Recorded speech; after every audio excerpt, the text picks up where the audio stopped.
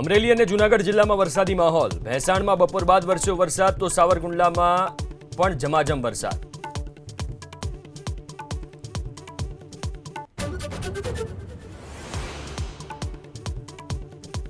અયોધ્યાના રામ મંદિરના દાનની ચોરીના કેસમાં અંતે ચંપતરાય અને અનિલ મિશ્રાનું ટ્રસ્ટમાંથી રાજીનામું. યોગી આદિત્યનાથે કહ્યું, આસ્થા સાથે ખિલવાડ નહીં સહન કરીએ.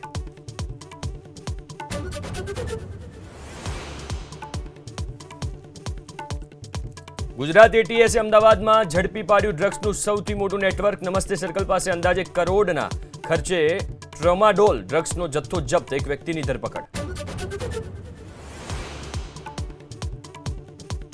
મોરબીના હળવદમાં પાણી માટે ખેડૂતોનું હલ્લાબોલ. બ્રાહ્મણી ડેમ 2 માંથી સિંચાઈ માટે પાણી આપવા ખેડૂતોની માંગ.